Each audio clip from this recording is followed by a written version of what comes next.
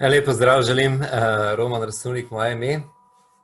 Tale 15-minutni video bi rad posvetil temu, da bi malo bolj predstavil naložbo v projekt DAVIEW, predvsem z stališča varnosti. Da bi vam malo predstavil, malo približal, koliko je v bistvu varna, kakšna so potencialna tveganja pri naložbi v projekt DAVIEW. Tisti, ki projekt DAVIEW poznate, boste s tem dobili pač malo vpogleda v to, kaj lahko od tega pričakujete, boste bolje razumeli. Tisti, ki ga ne poznate projekta DAVIEW, vam toplo priporočam, da na koncu tega videa je še en video, kjer je ta projekt malo bolj predstavljen, in vam več kot toplo priporočam si ta video dodatno pogledate, ker gre dejansko res za projekt, ki je ta trenutek med top 10, top 20 naložbenih priložnosti na svetu. Zdaj, jasno, vsakič, ko razmišljamo o neki naložbi v življenju, nas predvsem tri stvari zanimajo, v bistvu, predvsem se nam postavljajo tri vprašanja, ne, se pravi, en je aspekt varnosti, koliko je naložba varna, na drugi strani nas seveda zanima, kakšen donos potencialni lahko tega pričakujemo, se pravi, kako bo ta naložba donosna. In tretje vprašanje, ki si ga postavljamo, oziroma ki bi si ga mogli postaviti, je ročnost. Se pravi, po koliko času lahko pričakujem zdaj povratek investicij in koliko času lahko pričakujem tudi, da bom kaj zaslužil od svoje naložbe. Tako da jaz se bom v tem videu predvsem posvetil tem prvemu pa tretjemu aspektu, se pravi ročnost in pa varnost. Kar se pa tiče ene simulacije, kaj lahko tega pričakujete, pa kot rečeno lahko vidite v dodatnem videu, ki je na koncu tega videa, še en video, pa si lahko pogledate, kaj pravzaprav projekt DAVIEW je, in je noter v tem videu tudi ena kalkulacija, kaj od tega lahko si obetate. Zdaj, če želimo govoriti o varnosti neke naložbe, potem moramo sploh razumeti neke osnove, neke razrede tveganja. Zato sem jaz razdelil v 7 kategorij. V literaturi se te kategorije sicer razlikujejo, vsak to pomalo po svoje ocenjuje, odvisno kdo to predstavlja, na kakšen način hoče predstaviti svoj produkt na tej lestvici, ampak generalno je tole kar zelo drži. Se pravi, prva kategorija so najbolj varne naložbe, bančni depoziti pa hranilne vloge. Naložbe skoraj v tem primeru lahko rečemo v narekovajih, zato ker praktično ne gre več za naložbe, ker so obresti, ki nam jih ponujajo danes bančne inštitucije, v bistvu nižje, kot je pa inflacijska stopnja v državi, tako da v bistvu gre samo za to, da nekam parkiramo denar, bi se temu lahko tudi rekli v finančnem žargonu. Bistvene razlike ni niti pri drugi kategoriji državne obveznice, menice, kljub temu, da so tukaj ponujene obresti na take državne obveznice za zapadlostjo 10 let recimo precej večje kot pa pri bančnih depozitih, so še vedno tako majhne, da praktično je običajno inflacija večja ali pa zelo podobna, kot so obresti na take vrednostne papirje, ki jih izdaja država. Tako da tudi v tem primeru težko govorimo o kakšni naložbi, gre bolj za nek hranilec vrednosti, gre za to, da svoj denar premaknete v institucijo, ki pač v vaših očeh zaupanja vredna, da boste ga enkrat kasneje lahko uporabili.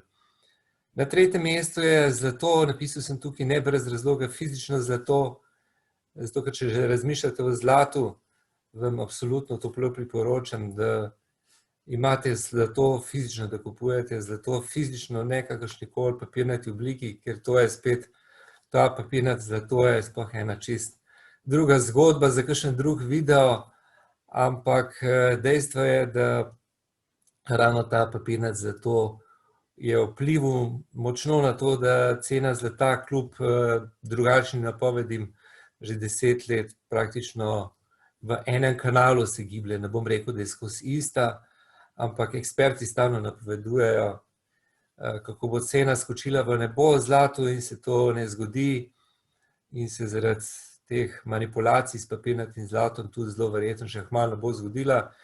Se pravi, cena zlata je že 10, brez pretiravanja lahko rečem 15 let, tam med 1400 pa 2000 dolarjev za eno unčo, kar pomeni, se giblje že 15 let v istem podobnem kanalu, tako da tudi tle gre več ali manj pri naložbi pa za to, za ohranjanje vrednosti, bolj kot pa za naložbo v tem smislu, da boste zdaj nekaj zelo velikega s tem pridobili. Lahko sicer kupite po relativno nižji ceni, pa potem cena zraste za par $100 na unčo, ampak to ni kakšen zelo velik denar, to so čisto običajna nihanja na trgu. Potem četrta kategorija so stanovanjske nepremičnine, tudi tukaj sem izpostavil stanovanjske, ker samo stanovanjske lahko spadajo v tole še vedno relativno nizko kategorijo. Zato, ker v preteklosti so se naložbe v razne druge oblike nepremičnin, pisarne, lokale, gospodarske objekte lahko izkazale tudi za zelo tvegane. Se pravi, samo stanovanjske nepremičnine, ki imajo pač cilj, da so bile kupljene s tem namenom, da se oddajajo kot naložba, se pravi kot naložbena priložnost, so lahko v tej kategoriji, pa samo s tem stanovanjskim nepremičninam še malo vrnem malo kasneje, zato ker je itak naložba stanovanjske nepremičnine so seveda pa nas vedno bile in so še vedno hit. Jaz živim v Ljubljani in cene so skočile ta trenutek oziroma zadnje pol leta, zadnjem letu v nebo, kot bi živeli v najbolj cvetočih časih. To na eni strani kaže, kako smo Slovenci zelo naklonjeni naložbam v stanovanjske nepremičnine, po drugi strani pa kaže tudi to, kako v bistvu vse te tri možnosti, ki so pred dno, so načeloma še bolj varne, praktično ne prinašajo investitorjev prav nobenega denarja. Potem naslednja kategorija so blue chip delnice pa vzajemni skladi. Blue chip delnice so delnice pač starih, renomiranih podjetij, ki običajno tudi predstavljajo borzne indekse. V košarici blue chip podjetij so sestavljene tako, da predstavljajo borzne indekse po celem svetu, tako da gre za neke stare uravnovešene podjetje, od katerih vemo načeloma, kaj lahko pričakujemo. Deloma bi lahko dali v to kategorijo tudi vzajemne sklade, zato ker pameten upravljalec vzajemnih skladov vedno poskrbi, da je v njegovi košarici, kjer upravlja ta vzajemni sklad, dovolj razpršena naložba, da so na ta način lahko smatramo, da skladi še vedno pašejo v to kategorijo.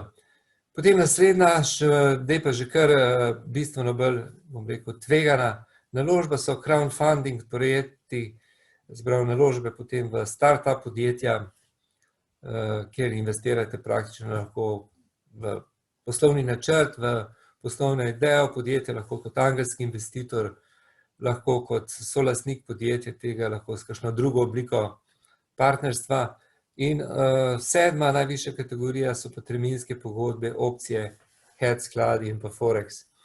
Zdaj po tem grafu tukaj spod jasno je, da vsaka, ko se pomikamo po lestvici navzgor, se pravi od 1 do 7, večji so potencialni donosi in so tudi večja potencialna tveganja.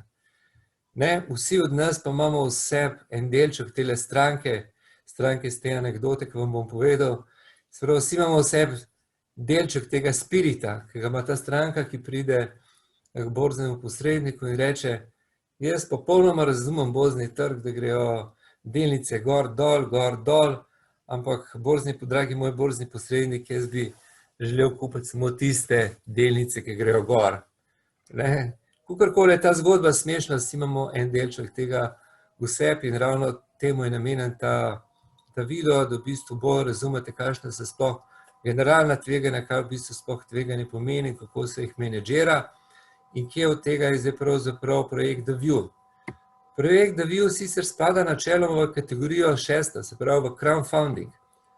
Kaj pravzaprav sploh je crowdfunding? Najbližji približek slovenski prevod, najbližji, ki bi lahko to zadev, je industrija množičnega financiranja. Se pravi, na ta način pač množica ljudi podpre projekt, ki prihaja, se pravi, podpre poslovni projekt, poslovni načrt, ki ga določeno podjetje, določena skupina razvija. Zdaj, ta industrija crowdfundinga se je v zadnjih parih letih neverjetno hitro razvijala, lahko celo rečem, da prava eksplozija je tega načina financiranja.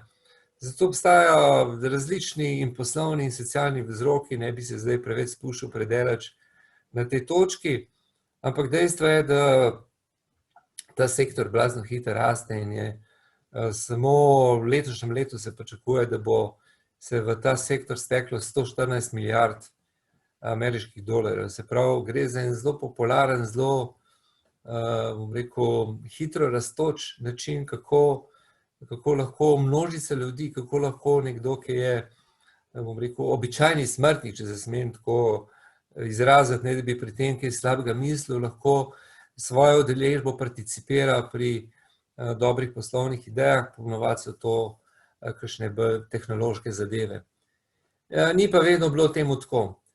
Zdaj sem pogledal tle mogoče dva taka primera crowdfundinga, da boste mogoče posledično iz teh dveh primerov bolj razumeli, zakaj tudi, ko govorimo o crowdfundingu, ne lahko naredimo notranjo oceno, ne, ni samo po sebi nujno rečeno, da zato, ker gre za crowdfunding, je pa samo po sebi zdaj zelo, zelo visoko tvegan. Zdaj vam bom povedal dva primera, ki sta recimo zaradi določenih razlogov kar zelo, zelo visoko tvegana. En je z preteklosti, pred 10-15 leti, se boste mogoče spomnili ali pa tudi ne, je bilo zelo, zelo popularno investicije v podjetja, ki so recimo na primer v Latinski Ameriki delala, ne vem, geološke raziskave in so ugotovili, da tam je pa blazno dobro nahajališče nikla ali pa srebra ali pa zlata ali pa nekih drugih žlahtnih kovin in so pač naredili crowdfunding v kakšnikoli obliki, ali so naredili delniško družbo, ali so kakšno drugo pravno obliko za to uporabili, ne, se pravi, vi ste investirali svoj denar v to podjetje, v to idejo na podlagi nekih geoloških raziskav.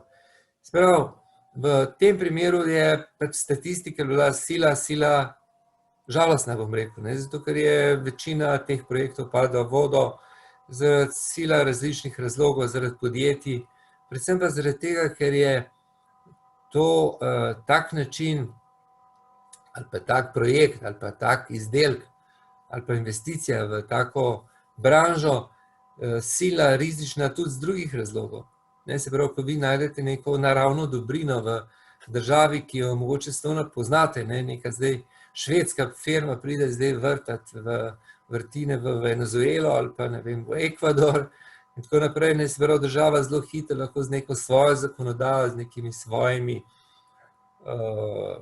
paragrafi, z nekim svojim lobiranjem, mogoče lahko tudi na zelo mehak način, ne, prepreči to ali pa onemogoči ali pa poskrbi, da ima tam večinski delež ali pa na kakršenkoli drug način, bom rekel, ustav ali pa poskrbi, da to ostane v državni lasti. To je recimo en tak primer, ki investicij v projekte, ki so bili v preteklosti, kot rečeno, zelo, zelo popularni. Zdaj pa pogledamo še enega, ki je novejšega kova, novejšega datuma, se pravi zadnjih 5, 6, 7 let, pa jasno smo priča veliki evforiji in ogromnega denarja, ki se steka v tako imenovane ICO projekte oziroma in-time coin offering, kar pomeni, da v bistvu na ta način financirate popolnoma nova startup podjetja v obliki tega, da to podjetje za financiranje svojega poslovnega načrta, za razvijanje svoje ideje izdaja novo kriptovaluto, se pravi nov kriptožeton. Statistika zadnjih 5 let je v bistvu še precej slabša, kot je bilo v primeru ena, ne. 90% podjetij, se pravi 90% firm, ki je na tak način financiralo svoj program, svoj izdelek, svojo storitev, je ali izginila, ali so pa živi samo na papirju. Ne, se pravi, še vedno obstaja spletna stran, še vedno nekaj funkcionira, samo je pač bilo to totalno neuspešno.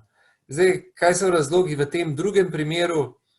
Razlogi so seveda spet lahko različni. Ne bi želel zdaj delati komurkoli zdaj krivice, Ampak dejstvo je, da kot se danes govori po kuloarjih, danes vsak ima 5 minut časa, lahko skerira svojo lastno kriptovaluto in na ta način poskuša dati to na trg in pritegniti nek kapital.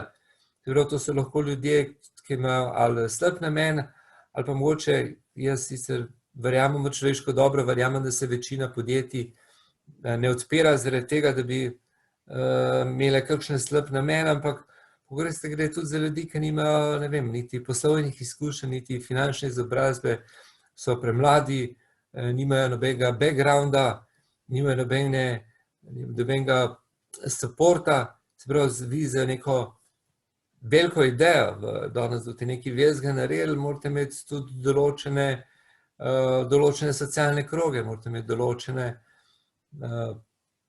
določene povezave, v določenih krogih morate biti ali prepoznaven, ali močen, ali nekdo vas mora pri tem podpreti. Če me razumete, kaj hočem povedati. Se pravi, zgolj samo dejstvo, da nekdo preko ICO projekta nabere par 100 milijonov dolarjev, to še ne bo njegovega projekta naredil uspešnega. To je pač lahko samo en zelo, zelo nujen in potreben korak, samo po sebi pa to ne zagotavlja uspeha. Zakaj sem zdaj izpostavil te dva primera? Zato, ker oba dva primera, kot rečeno, spadata v kategorijo med 6 in 7, se pravi med te tako imenovane crowdfunding podjetje, kamor spada tudi View, in ker vam želim pokazati, tudi če govorimo o kategoriji, ki je visoka, lahko to z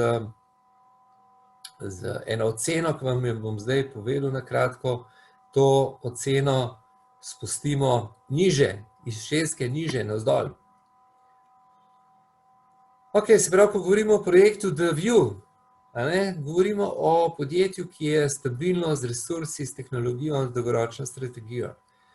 Se pravi, prvo kot prvo, The View ni prvi, ne zadnji projekt podjetja našega. Se pravi, gre za projekt, ki je umeščen v neko dolgoročnejšo strategijo. Ta dolgoročnejša strategija pa govori o tem, da bo podjetje stalno skrbelo, da se bo na trg dodajalo nove, unikatne, tehnološke, v prihodnost usmerjene produkte, in zato po teh letih, kar smo na trgu, po 4 letih plus, imamo tudi že ustrezne resurse. Se pravi, v tem trenutku zdaj imamo 5 poslovalnic po celem svetu, v podjetju dela 200 ljudi.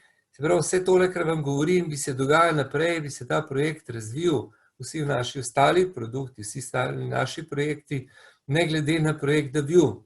Se pravi, imamo trde temelje postavljene in to podprte z denarjem, z resursi v obliki pisarn, v obliki tehnologije, v obliki človeških kapacitet, ki so potrebne za vse to. Se pravi, podjetje je projekt postavljen na nekaj že, kar je trdo postavljeno, ne na nekaj, kar zdaj bomo pa šele, ne vem, začeli pisarne odpirati, pa šele začeli to razvijati. Druga zelo pomembna stvar, stvaritev brez prekomernega vpliva dejavnikov, ki so izven nadzora podjetja.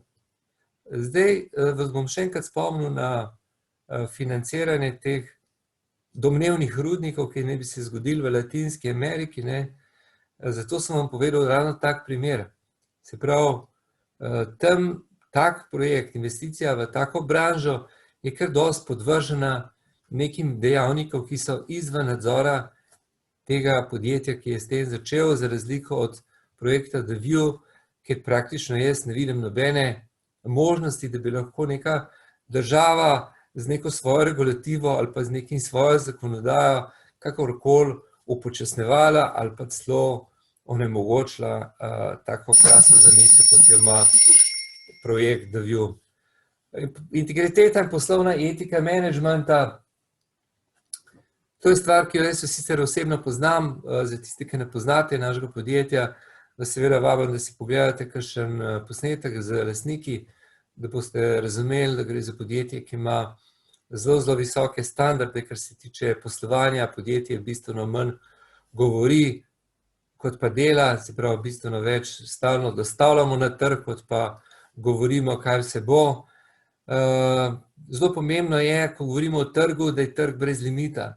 Prej sem vam povedal kot drugi primer kriptovalut, ki so sicer blazen boom, ki so sicer v neverjetnem vzponu, ampak še vedno je trg ljudi, bom rekel, tržišče ljudi, ki je naklonjeno kriptosvetu, ki pozna kriptosvet, še vedno relativno zelo majhen v primerjavi z projektom The View, kjer je praktično celo prebivalstvo sveta je naš trg. Časovna prednost. Vsi vemo, da bo šlo do eksplozije virtualne realnosti, razširjene realnosti, umetne inteligence, vsa dejstva, vse številke, vsi trendi kažejo na to in tekma se je začela. Nekatera podjetja so že reagirala na te spremembe, ki smo jim zdaj priča v tem svetu. Nekatera podjetja bojo malo v zastanku.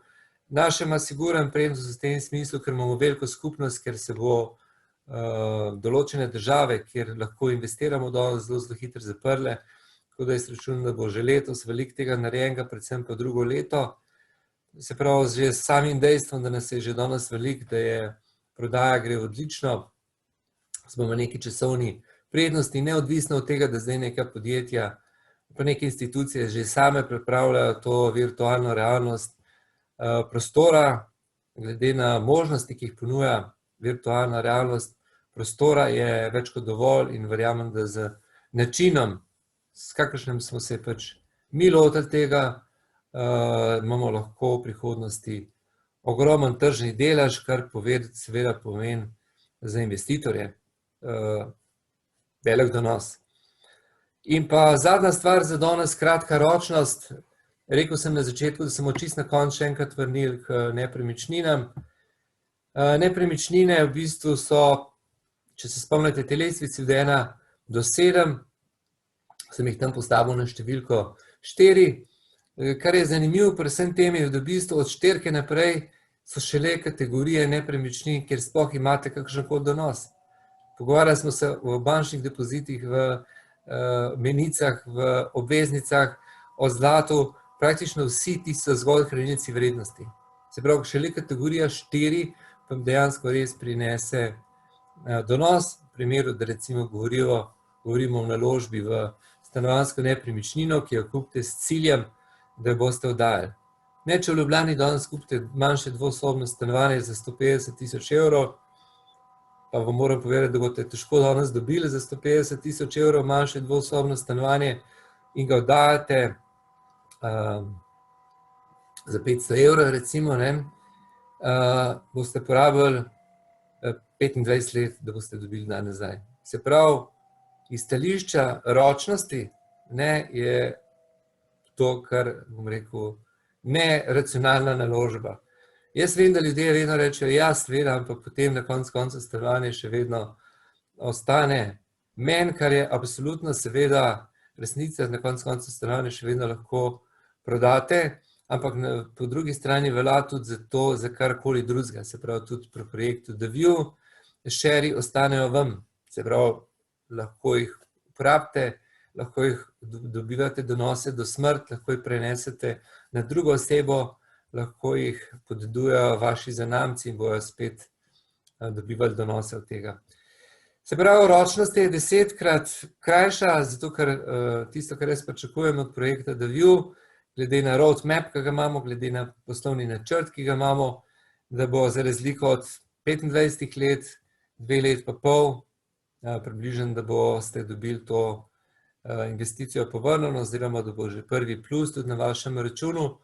Zaradi tega vsega povedanega, kar sem vam povedal v tem videu, ker zdaj navsezadnje saj ni to kratek, kot sem mislil, da bo, je moja ocena, da je zelo konzervativno, če ocenim, da lahko to komot spustimo iz 6 na 5, čeprav moje osebno mišljenje je, da lahko spustite tudi komot do 4, sploh ni vprašanje pri tem projektu, a boste dobili svojo investicijo povrnjeno, oziroma če boste zaslužili. Vprašanje je samo ročnost, a bo to zdaj 2 let, a bo 3, a bo 3,5. Se pravi, zaradi vseh teh razlogov je naložba v projekt The View vsekakor z mojega osebnega stališča visoko priporočljiva. Zakaj pravim z osebnega stališča? Kljub temu, da sem se celo življenje izobraževal na finančnem področju, Zadnjih 15 let sem posvetil ogromno časa temu, da sem naredil licenci vsaj na 12 različnih področjih, od borznega posrednika, nepremičninskega, vzajemnih skladov in tako naprej. Seveda tole, kar sem vam zdaj tukaj povedal in posnel, ni naložbeni nasvet, ker nisem poklicno poklican za to. To je zgolj moje osebno razmišljanje, ki pa seveda temelji na podlagi mojih dolgoletnih izkušenj in mojega znanja z finančnega področja.